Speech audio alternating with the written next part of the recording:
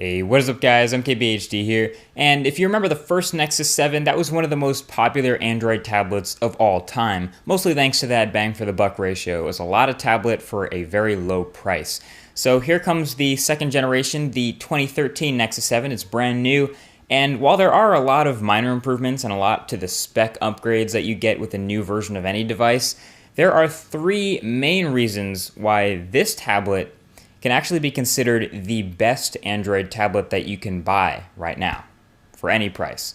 So without any further ado, let's go ahead and take a closer look. This is a full review of the 2013 Nexus 7. So the first of the three things that make this tablet so great is the form factor. This is of course a tablet with a 7-inch display, and it's sort of a mid-sized device that puts it right between one-handed and two-handed use. If you want to type out a long email or something, you can use two hands on that keyboard. Or if you just want to scroll on a magazine or use it casually, it's easily a one-handed device as well. A lot of this is because the Nexus 7 is so light, coming down to just 290 grams, which is now slightly lighter than the iPad mini and about the same thinness as the iPad mini as well, which is impressive.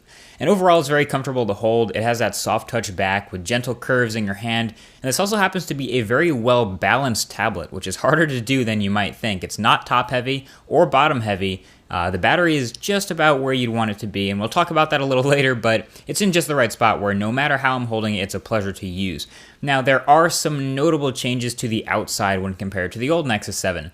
Those are the bezels, the speaker, and the camera on the back.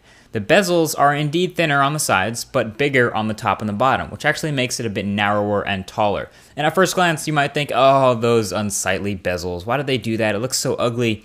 But when you start using the tablet, you soon realize that these bezels are really the only place to put your fingers when holding it in landscape mode, watching videos, gaming, etc. So it's actually a good thing that they put these there for easier use. The speakers are new, and they're pretty good. They're stereo speakers, and they're located on the opposite sides of the back of the device. Now, yes, they're still back-facing speakers, and as someone spoiled by the Nexus 10's front-facing speakers, it's kind of hard to go back to these rear-facing tablet speakers. But on the whole, these are quite nice at normal volumes, and they distort a little bit at high volumes, but I think this is one of the parts of the tablet where they skimped a little bit to save money and tried to enhance it after the fact using some virtual surround sound software. It didn't really work. These are just, normal sounding stereo speakers. And then we're at that 5 megapixel rear facing camera. I just want to say it's a camera on a tablet. I wouldn't expect it to be good in any way, and at this point it kind of confuses me why they chose to include it anyway. The images and video it takes are pretty muted in color, not very sharp, and this Nexus 7 is $30 more expensive than the first generation. Couldn't they have hit that magical $199 price point again if they didn't include this cheap, crappy camera sensor and glass on the back?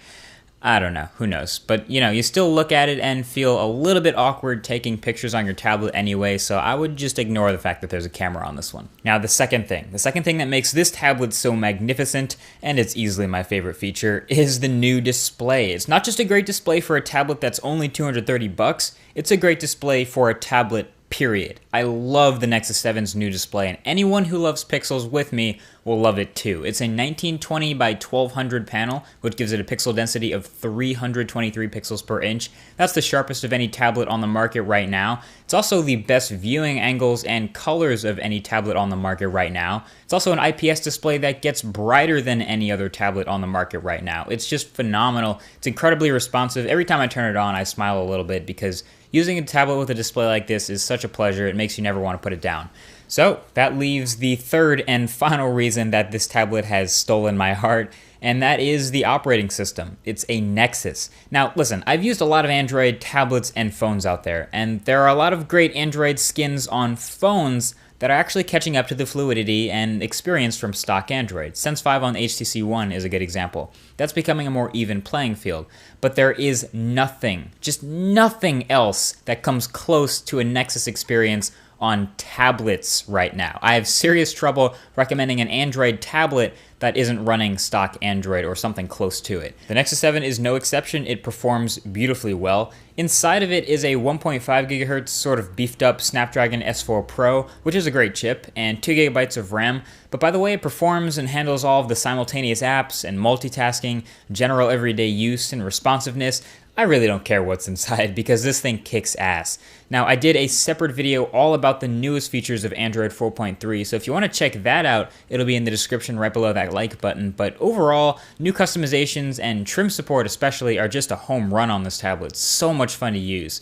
In fact, I think fun is a great word to describe this tablet. I found that if someone recommended an app or something for me to check out, I could just download it, install it, and start playing it in a matter of seconds without a hint of any sort of delay, which was great. I've had a lot of fun using this tablet. It really nails the experience. And the performance in the graphics, as you can see here with all the reflections and live rendering and physics that's going on, it's as high-end as it gets right now. I mean, if you want to play games, this tablet is so lightweight, it's almost a no-brainer thanks to the form factor.